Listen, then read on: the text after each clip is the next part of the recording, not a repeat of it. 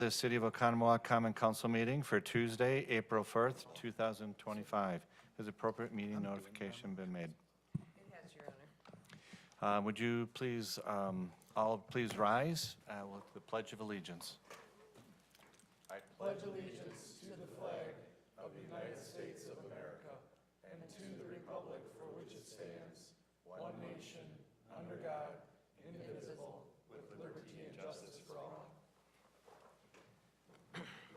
Welcome, everyone. Would you please call roll? Shellpepper, Here. Maroney, Here. Douglas, Rosick, Here. Alderman Altman Cloth is excused, Ellis, Yep. Spiegelberg, Here. and Mulder. Here. Thank you very much. We have a public hearing this evening. If you'd like to speak at the public hearing, there are some blue cards. Mr. Gallo, raise your hand, is happy to help you with that. We'd like to open the public hearing on the Franklin Street duplex. The purpose is to hear comment for a conditional use permit to construct a duplex in the TR Transitional Residential Zoning District at 437 South Franklin Street. Per the table of allowable uses listed in section 17.106 of the Oconomowoc zoning code, duplex use requires a conditional use permit in the TR zoning district. If approved, the applicant would be allowed to construct and operate two-family residence, which is classified as duplex use within the zoning ordinance. So at this time, our public hearing is open, and Mr. Gallo, if you can give us an overview, please. Thank you, Mayor, Common Council. I will give a brief overview on this public hearing. This was a item that was before the Plan Commission, and they did recommend approval to the Common Council for this conditional use permit. So the property is located at 437 Franklin Street. You can see it's highlighted in yellow on the screen. The other lots in the nearby area are all residentially zoned. The property is zoned TR, traditional residential. You can see some of the lots to the north are much thinner than this one existing. This is zoned multifamily down here, and then everything else is zoned the TR zoning. They're asking for a conditional use permit, which means it's an allowed use, but it does require conditional use. You can put conditions on the request. In the TR zoning, we do allow duplexes, and there's certain standards that have to be met with granting of the conditional use. So this is the front elevation of what's being proposed. I think it's real important that the council understand what the use would look like. This is the front of the duplex. You can see the front door is only a single door. It's not your duplex with two doors going in. This would be the back. It's important to understand that because of the access, the two patio doors. I'll get into that in a little bit. So as I mentioned, there's conditional use permit standards. We'll go through these. It must have two addresses. We'll have our police department assign addresses for each of them. Provide a minimum of 2 on-site parking stalls. We'll show that. 2 separate exterior accesses to each unit. So they are showing that. They must pay 2 garbage recycling collections, install 2 utility meters, pay the 2 impact fees, have 2 separate kitchens, have a minimum of 4 egress means of exiting, we'll show that, 2 separate garages, and then comply with all the other city regulations. So this is their 2 kitchens are shown in the red there, and then the 4 means of egress, even though they have 1 door out the front here, they have the 2 doors. When you come in, you'll have a common vestibule area, and then you get in. So the 4 blue areas circled are the 4 means of egress that the duplex structure will have. As far as the garage, I stated that they must have 2 separate garages. They have parking on site for a minimum of 4 vehicles. They got 2 one-car attached garages right in this area here, and then they have 2 parking outside on slab on grade there. So the garage looks like this. You can see the 2 garage doors, and then there'll be a fire wall in between for the things. are having a single access going in, so it looks like a single driveway, which is typical for a single-family lot, and then the garages. Now, this is, to the south is an existing residence right now. It says future Phase 2.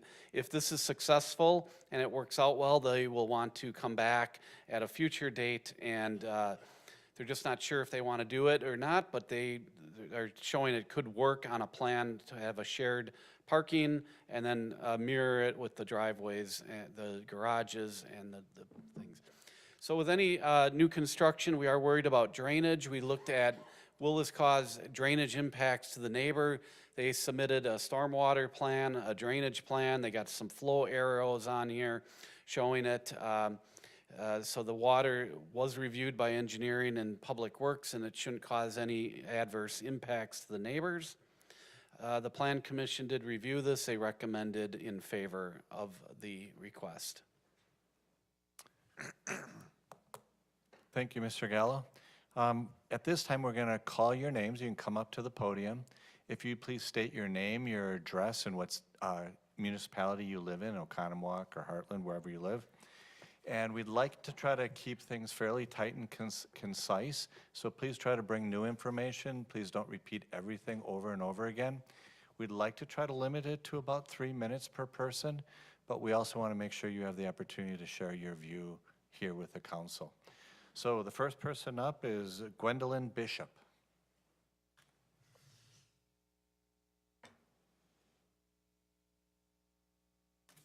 Hello, I'm Gwendolyn Bishop. I live directly across the street from this at 438 South Franklin Street. And just as someone who lives in the neighborhood and has a friendly relationship with almost all of my neighbors, I struggle to see where not just one duplex, but also 2 duplexes with the plans of having a Phase 2 project on the lot across the street fits in with our neighborhood. I struggle to see the value that it would bring. I was rather good friends with the previous tenant of 437. I mean, not super close. I didn't know when she moved out, but we were friendly. We knew each other. We were friends on Facebook. Our kids played together. We have a neighborhood where kids are constantly playing in the street, running around. We look out for each other. And I am concerned about construction traffic for the safety of the kids in the neighborhood. My youngest turns 4 tomorrow, and we have tons of very active kids who play on the sidewalks on both sides of the street and play in the street when it's slow, and I'm genuinely concerned most specifically for the safety during construction. Yeah. Thank you. Dan Rolfs.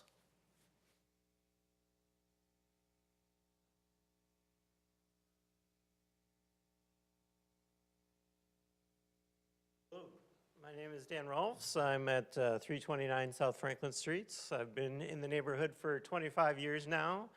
And yeah, I guess what attracted me to Oconomowoc is, I felt it was a very, family-friendly area like our colleague was talking about over there. And it was one of those original streets that, was historic. It had the wide, a little bit wider of a street for a while until there was construction that kind of narrowed it down. But it feels like with the development that's being proposed, it feels like the hospitality is kind of becoming more transient. So I feel like we're attracting a different kind of person that would be coming to Franklin Streets. I feel like we do have a great, neighborhood and a very friendly neighborhood. And it feels like, with this potential development and the opportunity for more development, it's going to just change the culture of what Oconomowoc is all about. And what draws people to Oconomowoc is just friendly people, neighborhood people that you can have a barbecue with and just have a great time. And it feels like this is just something that, I ask you all if you would like to have this in your neighborhoods. It feels like it's going to disrupt kind of the flow of what we're establishing in Oconomowoc of just being a really great neighborly place to be. So that's my 2 cents. Thank you. Charlie Begdanson, I may have messed that last name up.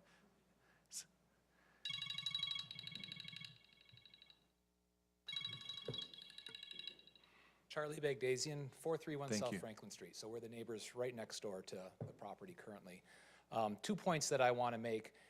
My wife and I feel we have a gem of a property and residence right now. I think it's very rare to have a house in a city where you feel you can breathe a little bit. And what I mean by that is our house, the home next door is not butted right up to ours. In our backyard, it's wide open space. We feel we can breathe. It's just very, very nice. I'm concerned that with how tight things are going to feel, you know, potentially with a garage, driveway going to the back, cars being pulled around to a spot right now that's you know, that at one point I think had been a garden and is open right now. So I feel like our residence is going to feel a lot tighter, a lot more caged in. My other concern is the water and the water table, water drainage. That property has nothing on it now floods regularly with a good amount of rain. Our water table in the neighborhood is high, so if we get rain, my sump pump runs pretty continuously for a few days. So I'm concerned with that size of a building there. You know, I know someone mentioned a little bit about there's a drainage plan. I'm concerned about the impact a building that size is going to have on water potentially in my basement, where it's already struggling to keep up right now. Could I ask him if he could Yeah, give us absolutely. his address? What was your address again? 431 Franklin Street. You're right next door. Yes. You're- Thank you. Next up is Darwin Spalding.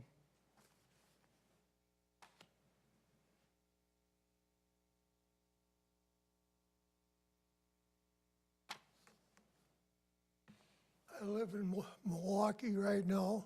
Can you just state your name and your address, My please? name is Darwin Spalding. I own the property at 427 Franklin Street. I live right next door to Charlie. I will be living there, I should say. The 1st of May, I'm going to be moving in there. And I'm moving out here to get away from living in an area where I've been for 60-some years with duplexes on both sides and all around me. And I want to get away from the problems of duplexes. And I made arrangements to move out here, and now they're going to put duplexes here. But I really think it's unfair to the people who came here into this district due to the fact that it was a TR district, that they figured they were going to have a totally single resident area. As I say, I do not live here at this time, but I'm looking forward to it. I see that District 4 isn't here, so I don't even know who the alderman is. Oh, you're here. I looked at the okay, so you got 2 of them there. Okay, thank you very much. But I know that as soon as they get this one duplex started, they're going to apply for another conditional source to take and put up the second duplex. It's in the plans. That's what they want to do. I think the sides of that building looks like it's a barn. And I'd like to see, if anything, if they do approve the permits, that you arrange to make sure that the side of that building is broken up with some type of bushes or some type of decoration, so it's at least a little easier to look at. Because the pictures I've seen of it, first pictures I saw of it, and still to this day, when you flip that picture up on the screen, it reminded me of a barn. I'm an old farm boy, so I know what they look like. Thank you. Thank you. Oh, by the way, if you want to read what I had here, I'll give it to my alderman.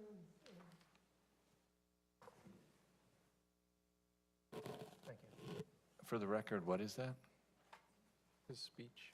His comments. His comments, okay, thank you. Thank you. Fred Eckert? Pardon me?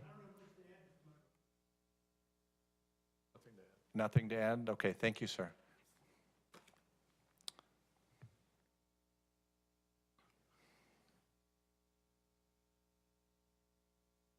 Charlie Griffin? Sorry, Charlie, I couldn't read the Charlie part. Sorry about that. Handwriting's atrocious. Charlie Griffith, I live at 317 South Franklin Street, so just up the block.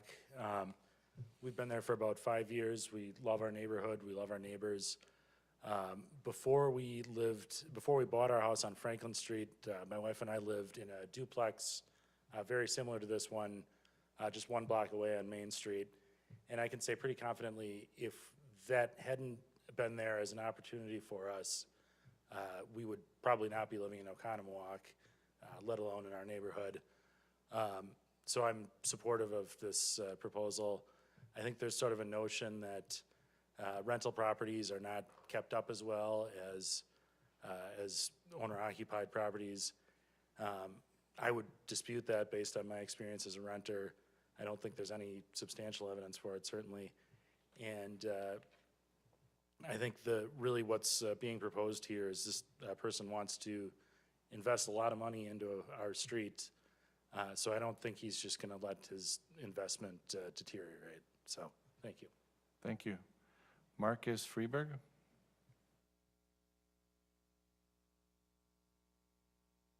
Hello, Marcus Perlberg, live at 92 South Blaine. I'm the owner of this property. Yeah, the purpose, number one, was trying to get affordable housing for people. The idea came out, just as the gentleman before me pointed out, there's multiple duplexes within, I think, a 3-block radius of that place, which sparked the idea for the variance to get approved. We understand lot sizes in the city are small. I live in the city. So one thing we wanted to address that I worked with Jason on was the water runoff.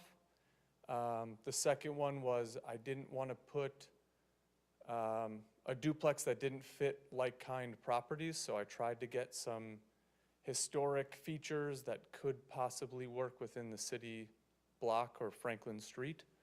And then I do like and I want to keep the feel of the single-family look, which is why we went with the 1 front door with the foyer to enter into the 2 spaces.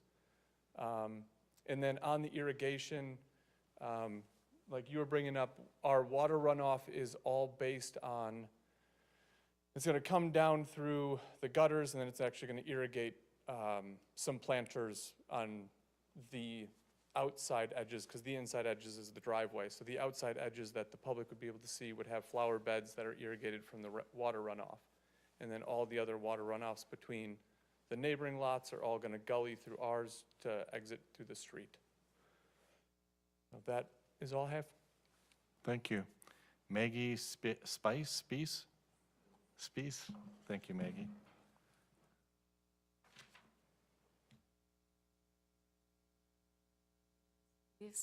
I live at 330 South Franklin I'm going to have you pull the microphone down a little bit. Sure. Oh, I live thank you. at 330 South Franklin, and I do agree, excuse me, that everybody that has spoken, the gentleman that wants to build, it's very pretty, but I don't think it fits in our neighborhood. It takes away the ambiance as to why I think all of us are here in this area. I used to live on Worthington in the house right next to the church that blew up.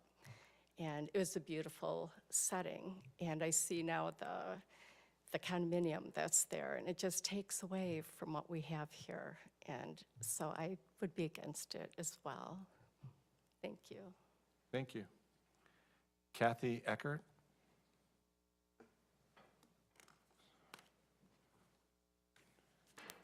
Kathy Eckhart, 322 South Franklin. I live in the newest house on the block. We built 7 years ago, and we moved from the town of Genesee, where we had a lot of acreage, to a city block. This is our retirement home, and we purchased the lot because the house had burnt down on this lot, and we worked very hard to make sure that being a new house, that it would fit with the ambiance of the neighborhood. And so it does. People don't realize it's a new house. It's a craftsman style, and I look at that style, And that is not a Craftsman style. That is not, that is going to stand out very much in our neighborhood. And speaking to the character of the neighborhood, it was kind of like Leave It to Beaver when we moved in. People came and they brought cherry pies and they brought flowers and, you know, very, very, very much a friendly neighborhood. And it's especially the 300 and at the beginning of the 400, the houses have all, the hailstorm did a wonderful thing for us because they're beautiful now. The siding is great, the roofing is great, they look like new, kind of like new houses. And we, our house was, I'm in charge of the yard of the month for Oconomowoc. So I go around and with my committee and we find beautiful yards. And my home was last year on the garden tour. And I'm just not sure that's going to fit, you know, with tenants. I like the idea of a new house. I mean, the house that's in there right now could use a lot of work. But I just don't want the flavor of our neighborhood, and the whole reason we built a house there and moved into that neighborhood 7 years ago to change. And water. Our plans were approved for a basement. We built 4 feet down and we hit water. So we couldn't have a basement. We have a crawl space because we're on top of a spring. And we could have had a basement if we wanted to build up and make it a 2-story, but this is our retirement home and we didn't want to have a 2-story. So the water is definitely an issue for our neighbors. So that's all I have to say. Thank you. That's the last card I had. Does anybody else want to speak on this topic for the public hearing? Would you come forward and introduce yourself, please? Hi, I'm Devin Bagdasian. I live at 431 South Franklin, so I live right next door to this. My husband spoke earlier, Charlie. We've been living here for 17 years. What we liked about this is we have a lot and a half, just like the neighbor does too. To think that there's going to be 4 families on this one lot eventually, it's too much. We have 4 kids. Like, I don't know how you're gonna get a driveway in, plus 2 duplexes, and then how far away is this house from my house? Like, right now, I look into nothing. Like, the house that's there is kind of set back, so I don't see it. Like, this one's gonna be looking right into my windows, and that's not why we purchased this house, like everybody else said. Everybody is, you know, friendly on this block, and to have 4 more people that don't invest in it and own the property, I mean, it looks like a nice home, but you never know what you're gonna get as a tenant. Like, you know, I live here. They can come and go if it's, you know, not good for them. I worry too about the flooding, and we remodeled back in COVID, and we had never had water in our basement. Our sub pump goes a lot, and that lot that they're talking about building on, it will fill up like a pond. We've had ducks swim in it after it's rained a lot, and yeah, like my husband said, where's that water gonna go? So I'm totally against it. Thank you. Any other comments for the public hearing? If you have a comment, please come up and please identify yourself. State the street and city in which you live, please. Good evening, Jeff Reinsbach. I live at 417 South Franklin Street with my wife. To elaborate on previous comments about the number of children, the number of pets running up and down this street, what hasn't been brought up is the location, proximity to Roosevelt Park and the bike trail and the skate park. There's a lot of other pedestrian traffic, and I'm afraid personally for the potential with the number of vehicles, especially with a second duplex, for potential accidents. It's kind of a difficult T intersection to navigate during the summertime with a lot of volleyball, beach volleyball, and again with the skate park and just pedestrians and bike traffic. That would be my concern. Thank you. Thank you. Anyone else? In council, do you have any questions for anybody that's come up? Okay. If you'd please come and identify yourself, sir. Robert Polkowski, 434 South Franklin Street. A lot of the stuff has already been said. The only thing I worry more is just the long-term vision, whether it's my street or just that City of Oconomowoc, that TR code. I know that one goes up, maybe more go up. I know on our street we have several rentals that are there, but what's to stop the next duplex, the next duplex, the next duplex? And I like my street where it's at. I like my residents, like my neighbors. So that's just my big concern is dominoes fall. Thank you. Any other comments?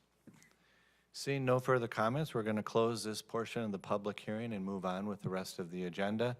This item will be brought up later in the meeting itself. So I'd like to entertain a motion for the approval of minutes for March 18th, 2025. So moved, Rozak. Second. All in favor? Aye. Opposed? On to comments and suggestions from citizens. So if you have a comment, not for the public hearing, and you want to talk to the council and share your viewpoints on anything, we do this at every council meeting. You have 3 minutes to share your feelings and thoughts on any topic that you have here in the city. I do have one blue card, Lou Kavieski. 3 minutes, Lou.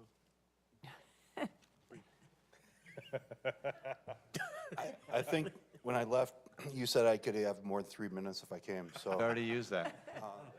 It's going to be showing up here shortly.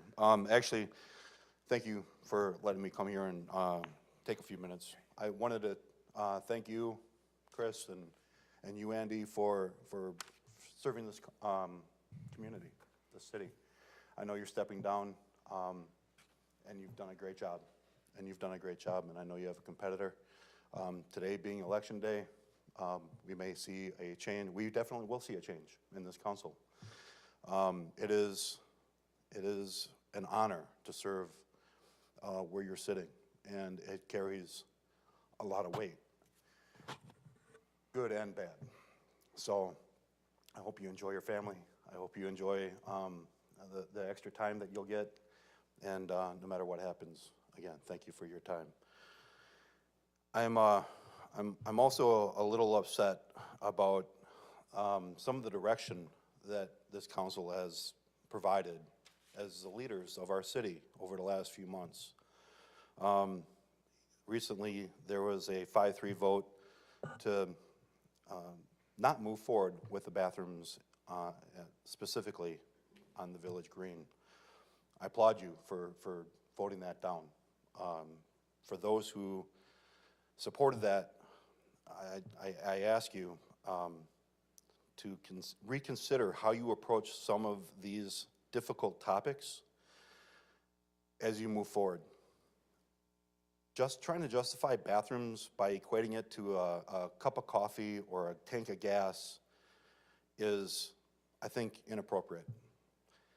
It may be a cup of coffee for me, but I have neighbors who don't have those kind of resources. And a tank of gas to get to work is something that should carry more weight before you impose another tax for bathrooms. Your job is to look out for the infrastructure, for the well-being, and for the quality of life here in this community. We have opportunities to do enhancements in the heart of our community, the heart of Lake Country, without turning ourselves into pretzels in order to make it happen. And the exercise of the financing of that project made my head hurt. And if you got to go through that kind of effort, the right vote was cast. In that light, we've spent money on design elements for that bathroom alongside the et cetera to a tune of, I believe, $120,000-ish. There was almost $300,000 for that complete design.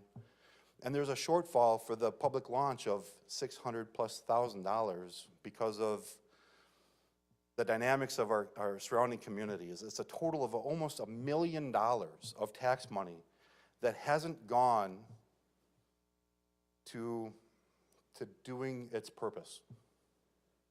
It's a lot of money. It's April 1st, it's Election Day. The citizens of the state, this community, are looking for leaders that are looking out for them. Not based on how much money they make, but where they live. It is hard, I get it. I get it more than most because I sat there. I've sat where you sat, are sitting now. It doesn't matter how much I make or don't make. These people live here because of a quality of life, not because of how much they make. Look out for them. They're relying on you. And I think the last few months have seen some efforts and some votes that don't reflect that. Just think about that, please. Thanks. 4 minutes, 25 seconds, so you got some extra. You're welcome. Thank you for sharing your views. Any other comments from the citizens before we move on in the agenda? Seeing none, we're going to move on to consent agenda items. There are none at this point, so we'll move on to our committee reports. Start with Public Services. Consider act on Resolution 25-R3269, awarding the 2025 Street Improvement Program contract. All right, thank you, Mayor. Again, as we discussed in committee, this item is in reference to our paving program. This is set aside, budgetary work that's been described, and we have advertised the work out to the community and received 3 strong bids from our contractors. Wolf Paving being the low contractor on this particular piece of work. There was a variety of components that were built and put in place for this project. Silver Lake Street from Summit Avenue to Bolson, Lapham Street from Lake Drive to Lisbon, McDowell Court, those are all included. We were able to also include Walnut Street and Capitol Drive and Veterans Memorial Park replacement. Those are all the paving pieces in there. Obviously, there's utilities that need to be replaced along with that, and there's a variety of different locations that we will be doing some sanitary relining and some hydrant replacements. So inside your packets, you'll see the numbers that are broken down for that, the items and the accounts. Majority of this is a component for the street improvements. It's about 60% paving and the rest going back to the utilities. The all-in cost right now is $3.66 million for the work to be completed. There is a whole table that gives you the breakdown for the contingency and the construction management that will be included in the next council meeting. The budget that is available for this work is listed in your column, and then you can see the remaining pieces of that as right now there's roughly $1 million left in the budgets throughout the variety of those. So we did approach the committee, had some discussion on that, and right now the recommendation is to approve the resolution 25R-3269. Do you have any comments or questions from council for Mr. Herzog? Alderman Ellis. Yeah, I just thought about this. A constituent asked me just the other day.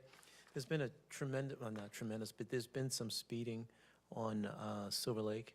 And is there a possibility that we can control that traffic speed with some sort of like speed bumps or anything along those lines? You know, speeding's I guess, manifestation of a number of things, width, openings, vision corners, and, you know, conflicts inside of that.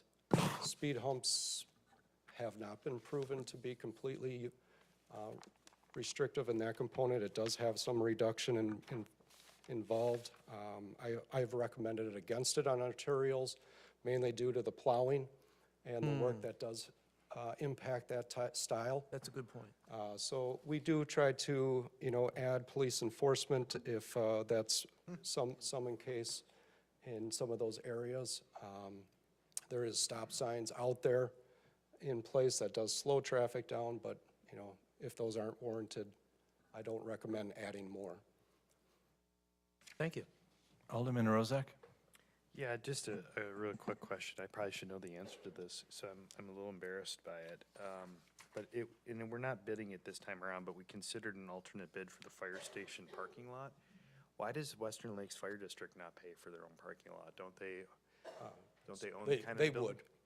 We're just utilizing this contract to try to take advantage of the best pricing, Okay, and they would fund it. cool. All right.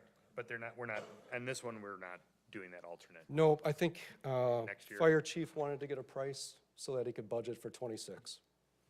Great, thank you. Appreciate it. Other comments or questions from council? I'd like to entertain a motion. So moved. Second. Any further questions or comments? Call roll, please. Shellpepper. Alderman Aye. Shellpepper. Alderman Maroney. Aye. Alderman Douglas. Aye. Alderman Rosick. Aye. Alderman Ellis. Aye. Alderman Spiegelberg. Aye. Alderman Mulder. Aye. On to our next item, consider act on resolution 25-R3272 for boat launch additional engineering fees. Thank you, Mr. Mayor. Here tonight to get approval of additional fees. We had some additional expenses with the boat launch project for engineering. Although we approved a 15% contingency for the construction, we only approved a 10% contingency on the management. Listed in your packet are the expenses that are bringing us over. Site dredging coordination and correspondence for $22,000, contaminant soil management for $12,000, project revision related to new normal water elevation based on city gauge datum, and west retaining wall adjustments for $18,000. So the total cost of these additional services is $52,000. Because these added services were necessary to the launch construction, staff is recommending to approve these. Questions or comments from council? Alderman Maroney. So the 52,000, do we expect anything additional on top of that? No, we don't. This is including some services that still need to be performed. Well, no additional engineering, but we will have additional I construction. should say, yeah, associated additional with this. engineering costs, no. Yeah, no, right. Alderman Rozak?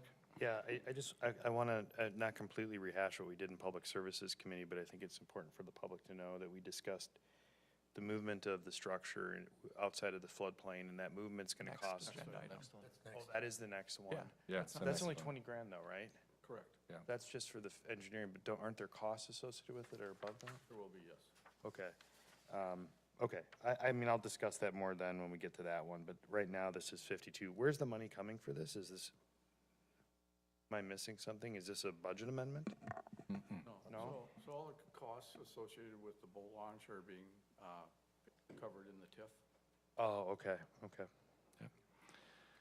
Alderman Shellpepper. Yeah, and just one other thing that I mentioned during the committee meeting, within the amendment from MSA, we talked about a temporary boat launch at Park Street in case the launch is not open by May 1st, and I made pretty clear that I think that's totally unacceptable, totally unsafe. We need to make sure that we're hitting the May 1st date for opening, and we really can't take any other answers besides that, and if we can't, Park Street is not the answer, and I'll do everything I can to, not let that happen, because I know that the neighbors and the residents of that area would just detest it, and it would be totally unsafe. So Just wanted to put that on the public record, and I know you guys all agree with me that we need to get it open by the 1st of May, so we don't deal with this.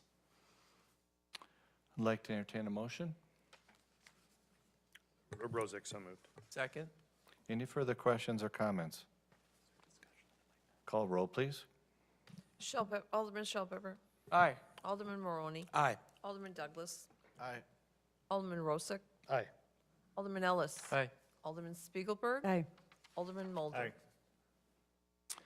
On to our next item, consider act on resolution 25-R3273 for concession building engineering fees. Mr. Fry. Folks look different from here. Haven't been there for a while. Yeah. Mayor, it's good to be back here. The item tonight is additional engineering fees for the concession building that we're also building down next to the band shell and just to the side of the boat launch project that we just spoke about. So when we did the RFP for that project, we didn't include any additional costs or any design or anything.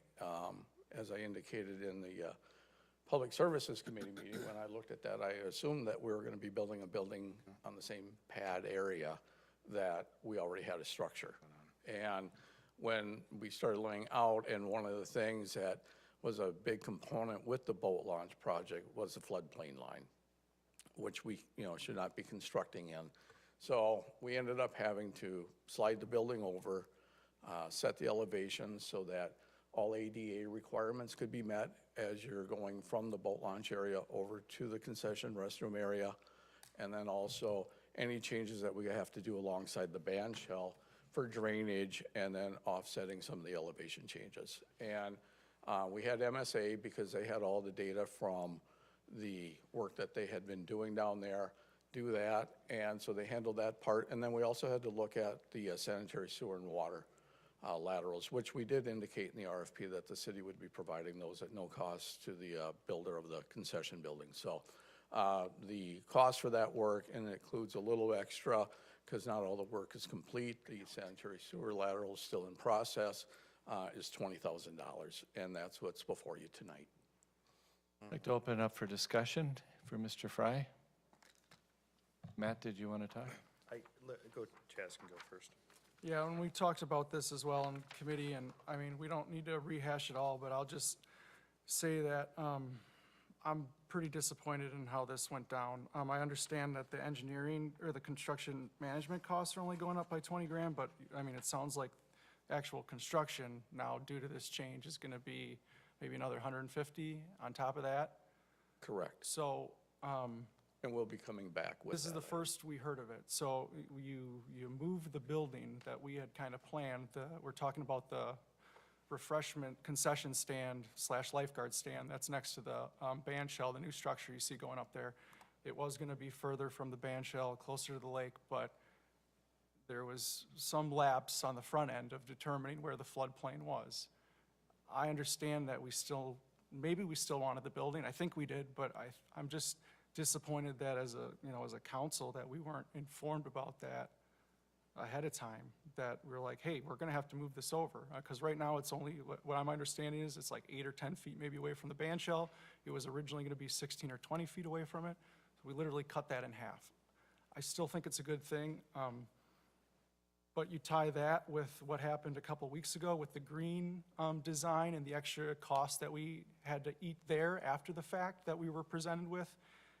It's just a reoccurring issue that we've had here in the last couple of weeks and I appreciate your accountability and your work ethic and all that you do on a daily basis. But we just had Lou in here talking about looking out and being good stewards of taxpayer money, and we're talking about some pretty significant costs that we're adding on to the overall project because of some lapses on the front end, and then not having that communicated to us until now, tonight, basically.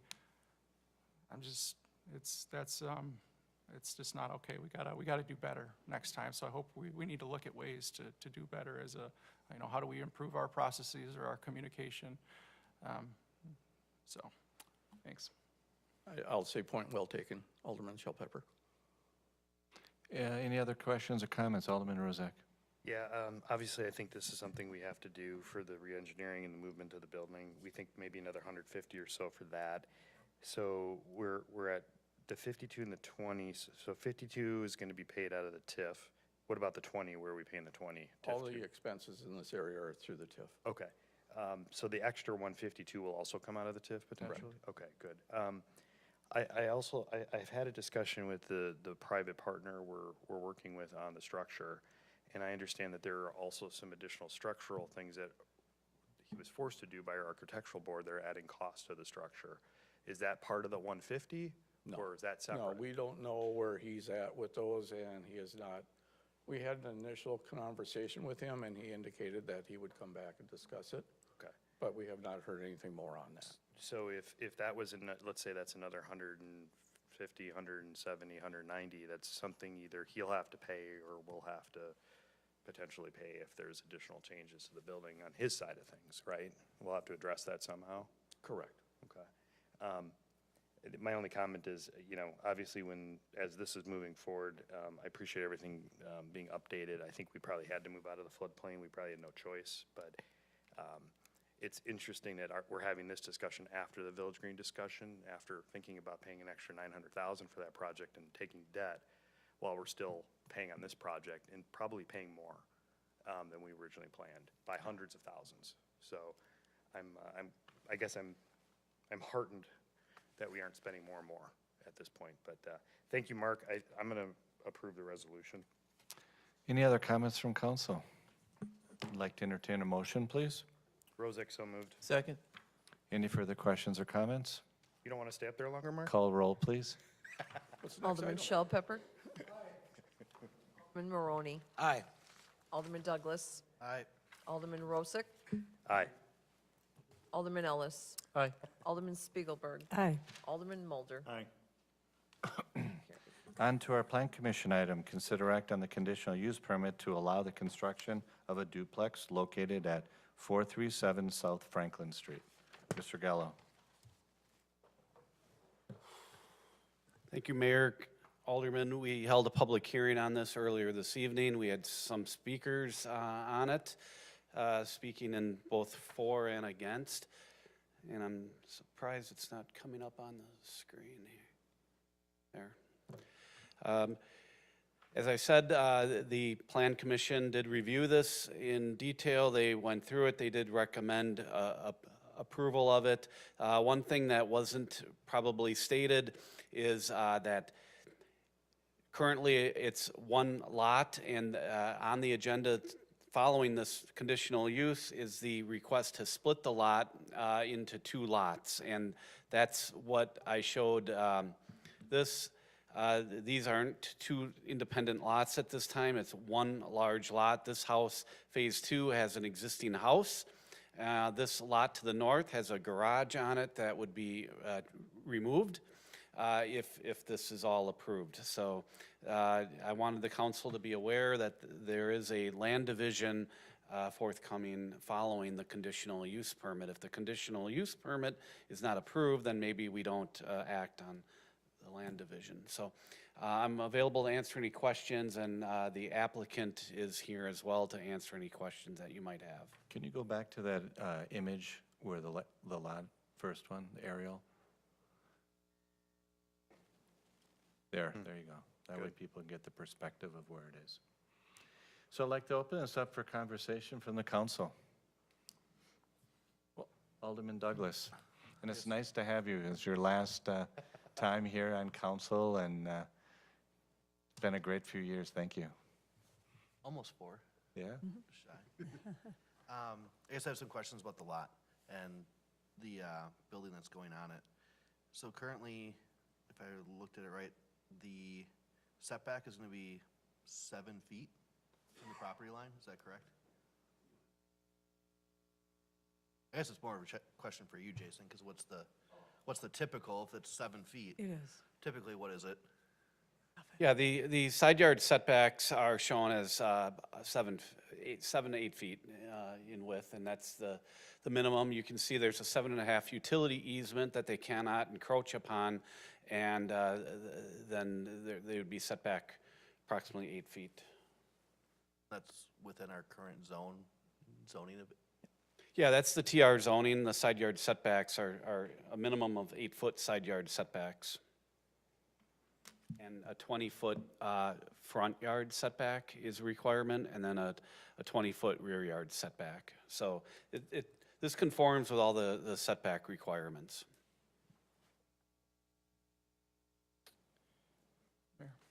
Alderman Shellpepper. I know the land division piece is kind of step 2 of this, but I mean, we typically are obligated to provide these land divisions when they're requested, right? I mean, this is like personal property that somebody owns, and I mean, it's happened around my neighborhood quite often, and I've never been a fan of it. I never liked it, but I don't know what the legal grounds Right. are for denying these types of things. There's two aspects that the council's looking at tonight.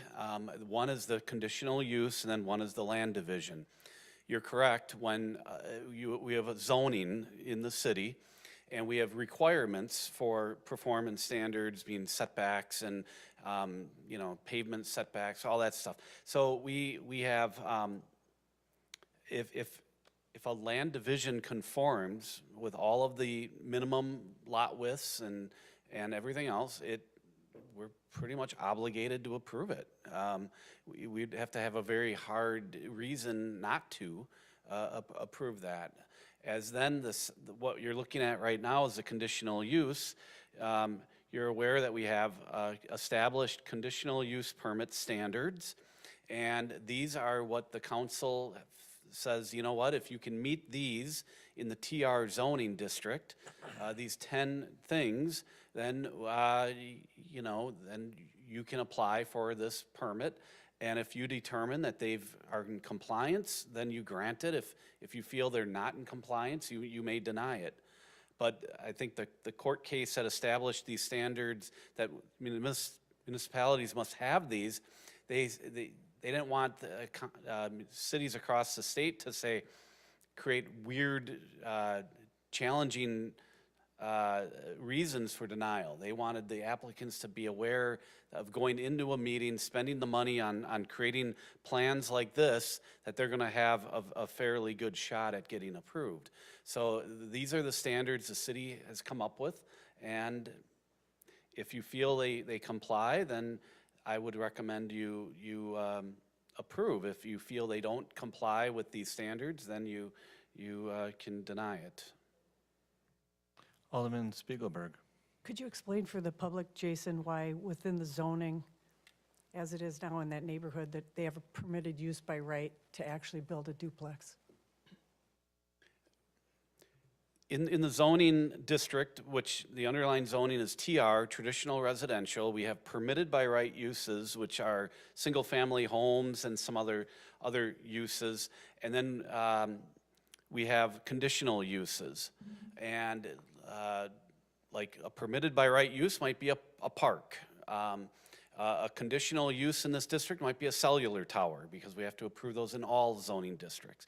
So we have permitted and conditional, and duplex is a conditional use.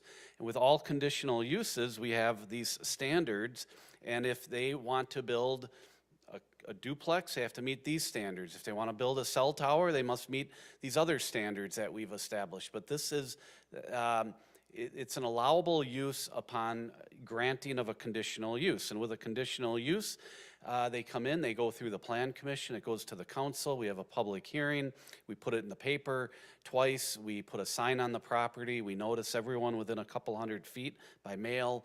So we get the word out that this is what they're doing, we allow people to come and express their concerns.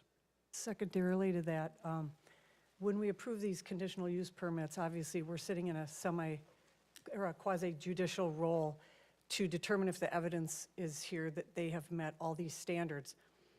If the evidence seems to be there, but for some reason a council would vote against this, are there legal ramifications or some type of pushback that the applicant could give to the city?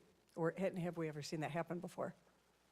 We personally haven't seen it in this community, but I think if you have some reasons for either postponing this or denying it, if you state that in the record, then we would, we'd work through if it's a postponement, and if it's a denial, the applicant would then have to choose if that feels that that's a good enough reason for denial.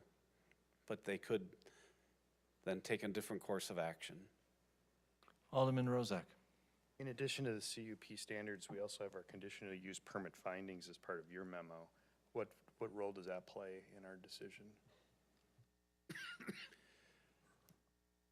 Well, those are findings that, yes, you can determine that it doesn't comply with the findings. I don't think there's ever been a court case that's had findings and standards and done, so I don't know the true answer on that.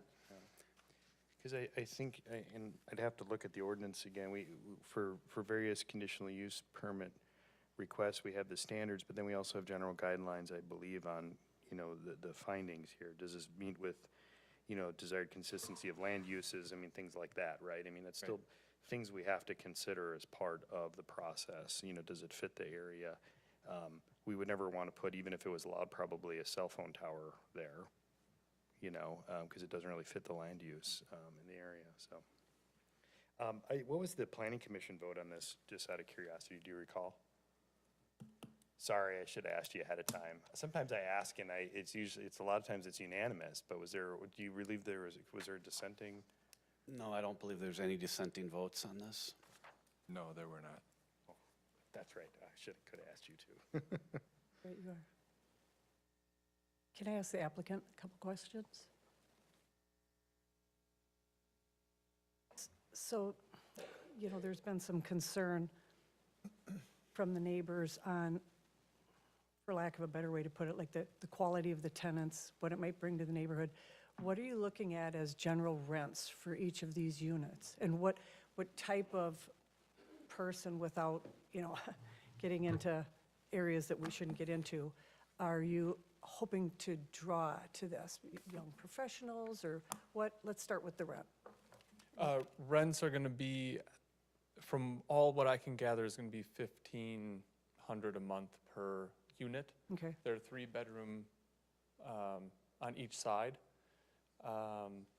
with a full basement. These are going to be, for all intents and purposes, starter rentals for, I'm hoping they're families with kids, because I don't know any one solo person moving into a 3-bedroom place. So that's obviously ideal, but I can't turn away someone who just wants to move into the area, it fits in their budget, and they want to rent half of the duplex. Square footage on each unit is how much? I'm sure it's on your thing, but I didn't.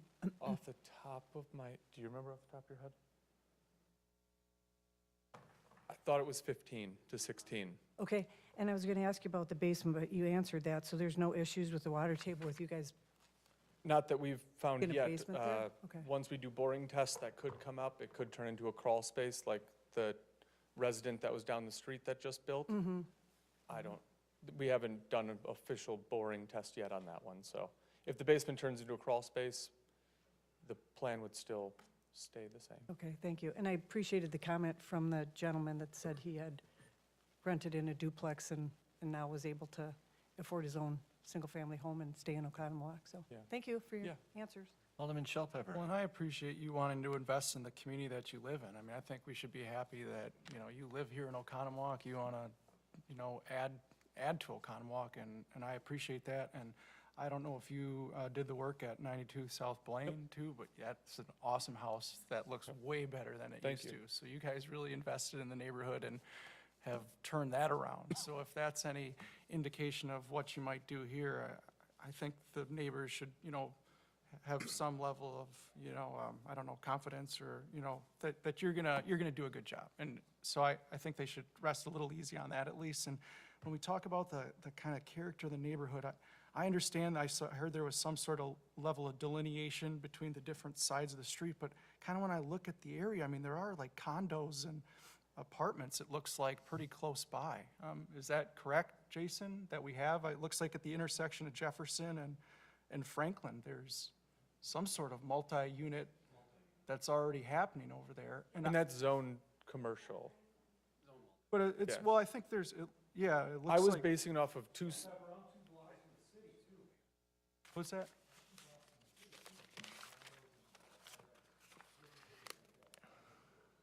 I know when I was doing my analysis with, because I've owned the other rental and this lot has been sitting there, and when this idea was born, I was driving down and you consistently see duplexes on all the neighboring streets, and they're all conditional uses. Well, that was gonna be my other question. Do we know how many duplexes are already over there in that area?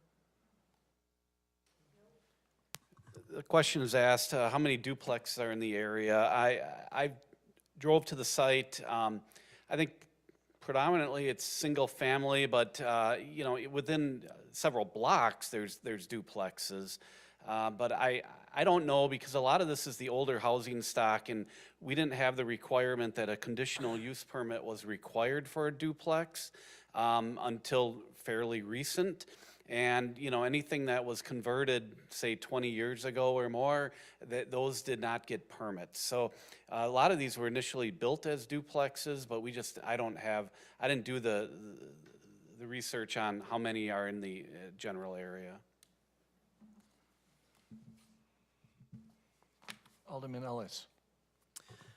Well, I guess because it's in my district, I should say something, huh? This reminds me of, first off, I want to thank everybody for coming out and voicing their opinion. But this reminds me of Thackeray Trail.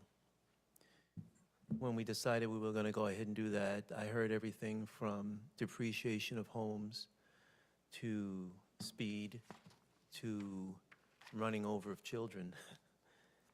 And then when the project was done, I heard nothing but, oh, this is really nice, I like it.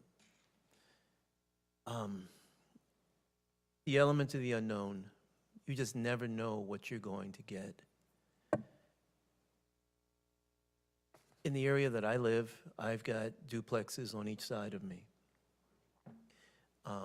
Just within my block alone, I believe that 2/3 of the homes are duplexes, but you'd never be able to know that.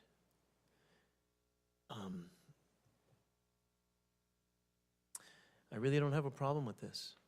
I think that at the end of the day, because of the requirements that you need to follow for Oconomowoc, it's going to be something that is going to be pretty good for the community. To my constituents, I know about the element of the unknown. I do. Trust me, I do. But I think this is going to be okay. I really do. Alderman Rozak? Just to do it really brief, the burden is on the applicant to prove that they've complied with the standards. I think with regard to the CUP standards, they've complied, but we also have to determine the substantial evidence was provided to overall grant the conditional use. While a duplex is allowed to move forward with this, oh, by the way, you can sit down. Okay. These aren't questions Thank for you, you. everybody. These are just like our Okay, thanks. comments and our pontificating up here on the dais. Within the findings, I actually disagree with our city staff and our planning commission on this. There's several findings, number 2, number 3, how's the proposed conditional use in harmony with the proposed goals, objectives, policy, and standards of our comp plan, while our zoning administrator said that it does comply with our comp plan, which probably because it outlines TR somewhere in this area or allows CUP in the area, I don't think it's in harmony. Number 3 was result in a substantial or undue adverse impact on nearby properties. The character of the neighborhood, environmental factors, parking, public improvements, either as they now exist or as they may in the future be developed as a result of the implementation of the provisions of the zoning ordinance. So I do think it's not, I think there'll be undue adverse impacts on the folks there. I discount some of, you know, like Thackeray Trail, to Alderman Ellis's point, when people say, you know, there's going to be construction traffic or, you know, kids walking, I don't buy that. There's always construction traffic. If one of the ladies came up and rebuilt the house, I mean, there was construction traffic then. So I wish folks would focus on what the actual impact would be, but Ultimately, number 4 was one of the other findings. Does a proposed conditional use maintain the desired consistency of land uses in land intensities? It clearly doesn't. It clearly doesn't. It's going to be a much more intense use, and if the second duplex goes next to it, it'll be even more intense. You'll have 4 families living in what was, 1 or 2 parcels in the middle of our city. So that's where I'm on this one. I'm going to vote against it. Alderman Shellpepper. I respect all that, but man, that's just, it's really inconsistent the way that I see that, because we've had all sorts of houses built by me where, there's been extra lot lines that have been created that have had an adverse impact on the neighborhood, but at the end of the day, people have personal property rights and are able to do it, so. And to say that number 3 is the reason that we couldn't do it, I mean, you could think of the conditional use firework, or the conditional use permit for the fireworks, and easily say the same thing, that it'd have an adverse impact. So I appreciate what you're saying, but I disagree. It seems pretty subjective. And if you wanted to say that you couldn't comply with the findings in number 3, I mean, you could do that for all sorts of situations randomly without really any consistent standards, so. Any other questions or comments among council? Well, if I could Alderman- if I could respond to that, though, I'm not going to get into a war over that. I don't think it's arbitrary or capricious. The standard is substantial evidence, which is a higher standard. It's not just simply more likely than not, or we think it's okay. Number 3 says result in a substantial or undue adverse impact on the character of the neighborhood. I do think this changes the character of that portion of the neighborhood, and I think that's very clear. I don't think that's inconsistent with any of the prior votes I've taken.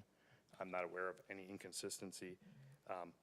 While I voted for the, what did we do? We did the All sorts of accessory dwelling. CUPs. We do this all the time, Yeah, we so, did the accessory dwelling unit, and I spoke very actually adamantly opposed to it. I said we should try it. But that's a very different use. That's adding a small little structure to the back of it versus splitting parcels in residential neighborhoods into duplexes. So that's, that's my explanation of my vote, and I'm sticking with it. One thing that's kind of interesting, just in the big picture, is looking at the image on the screen. There are a lot of different lot sizes here, a lot of different lot sizes, because part of it's in a kind of a transitional period as well. So that may or may not influence your vote. Alderman Spiegelberg. And thank you to everybody that came out tonight. We try to take all of this information to heart and make the best decision that we can. I appreciate Alderman Rozik's comments, but I do believe that that evidence is there for us to move forward with this. But I want to assure you that with a conditional use permit, there are these findings and standards that they need to abide by, and we will be sure that they do, especially with this first one, or the second one may not even have a possibility of being built, and that's a 411 to you, the applicant as well, so. Any other comments or questions from council? I'd like to entertain a motion. So moved. Second. Any further questions or comments? If you'd call roll, please. Alderman Shellpepper. Aye. Alderman Maroney. Aye. Alderman Rosick. Douglas is here. I'm sorry.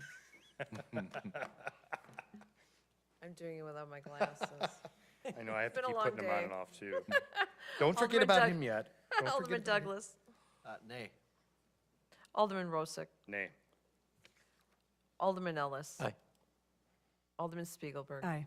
Alderman Mulder. Aye. Motion carries. So motion passes. On to our next item. Some unfinished business. Consider act on Resolution 25-R3271, adjusting the boat launch fees. For all the residents on Franklin Street, thank you very much for coming. Oh, I'm sorry, we need the certified survey map first. Next item is consider act on the certified survey map to divide one lot into two located at 437 South Franklin Street. I'd like to entertain a motion. So moved. Second. Any further questions or comments? Call roll, please. Alderman Shellpepper. Aye. Alderman Maroney. Aye. Alderman Douglas. Aye. Alderman Rosick. Aye. Alderman Ellis. Aye. Alderman Spiegelberg. Aye. Alderman Mulder. Aye. On to unfinished or old business, consider act on resolution 25-R3271, adjusting boat launch fees. Mr. Fry. Oh, it's changed. Okay. My turn? You got it. All right. So, Mr. Betcher. I went through all this on March 18th, kind of how our kiosk works and things like that. But to stay consistent with fees in the past, tonight we're proposing the boat launch fees as in your packet for $8 for daily for canoes, kayaks, and paddle boards, and then $13.75 for non-motorized and $13.75 for motorized, with the option for multiplying those by 10 for a season pass. So with that, I'll ask for approval of resolution. Thank you. Like to entertain a motion? Rozak, so moved. Second. Any further questions or comments? Call roll, please. Alderman Shell Pepper. Aye. Alderman Maroney. Aye. Alderman Douglas. Nay. Alderman Rosick. Aye. Alderman Ellis. Aye. Alderman Spiegelberg. Aye. Alderman Mulder. Thank you. Moving on to new business. Consider act on resolution 25-R3270, approving the relocation order for Wisconsin Avenue Alley. Mr. Fry. Yes, Mayor, thank you. The item tonight is the first step in the process for, break it? 3. There you go, thank you.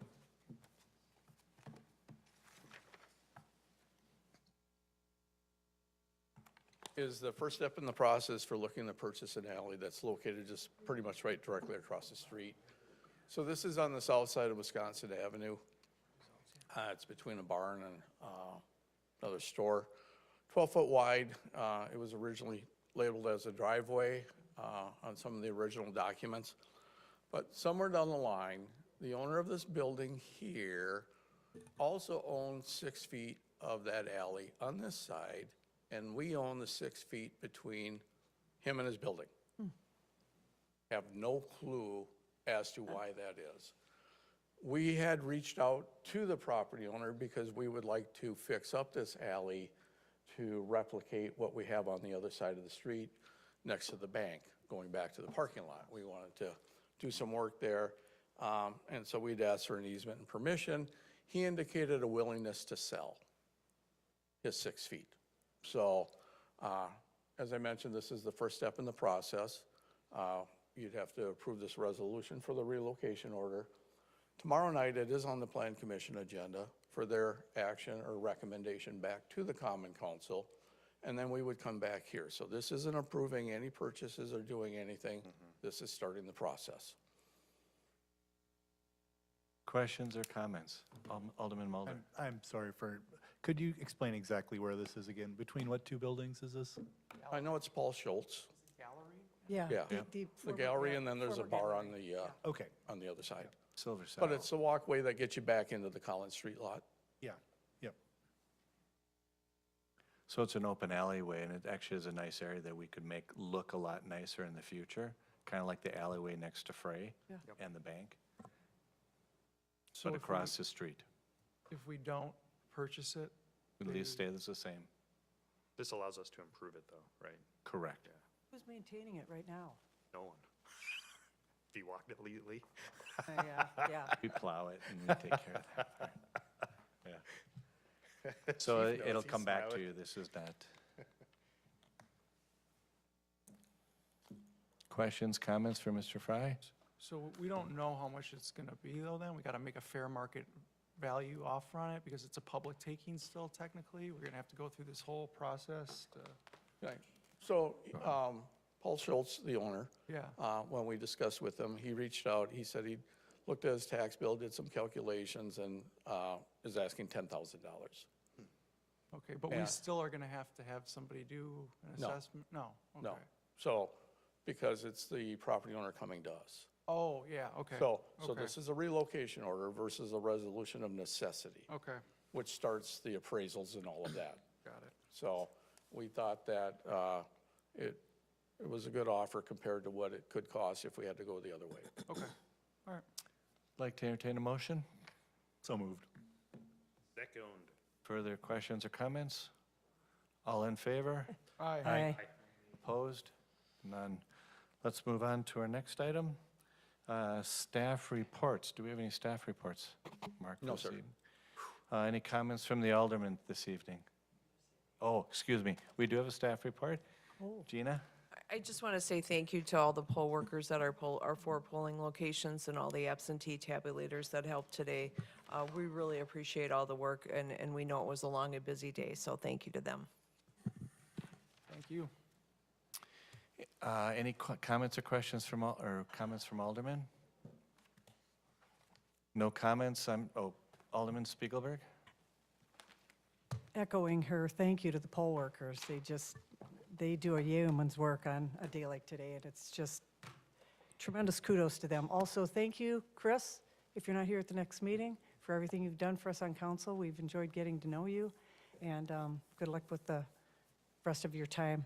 And good luck to Andy tonight. I just want to add that whatever happens tonight, it's been an honor and a privilege to represent the city of Oconomowoc. I hope it continues, but I just want to say thanks. Great. Alderman Rozak? Yeah, I'd like to just say thanks to Chris for his 4 years on council. We met probably 5 years ago. I think you're the third or fourth alderman to sit next to me on this side. I keep sitting in the same seat. Yeah. There's the Rozak effect, we'll call it. So people just keep coming and going, and they keep leaving. But whoever sits in that seat next, I wish them, good luck. But thank you for all your time, and you've been a very good resource for me, a friend, and a good alderman representing the constituents in our community. And like Lou said tonight, I mean, this is an important job. We make a lot of difficult decisions. I mean, just the last couple meetings have been tough. We've made a lot of tough calls, made a lot of tough decisions, and we thank you for putting out there, and I really appreciate you.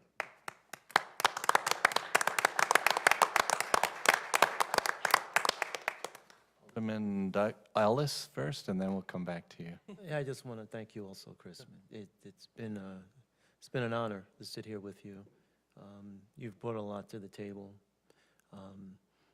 allowed me to think through things. You've given me the ability to look at more than just one side of an issue. So I really appreciate all that you've done, and I really wish you the best going forward. We're going to miss you. You, Chris, what's up? I'll just say very plainly, I mean, it took a year to really understand stuff. You guys all made it easy to understand stuff when I asked questions. Man, a few words, unless it's something particular, and so I'll just kind of leave it at that. Besides, the one thing is people keep coming and going. That might be a sign it's time for you to go. The man of few words strikes again. That's it. I appreciate it. So what did you just say? You wanted to be on a committee? Because we have some committee appointments coming up. I just echo everybody's kind thoughts in words. Chris, thank you very much for your hard work. Good luck, Andy, and I wish you the best in however the outcome is this evening. So with no additional comments from the mayor, just want to have everybody have a wonderful evening, and God bless America, everybody. I'd like to entertain a motion to adjourn. So moved.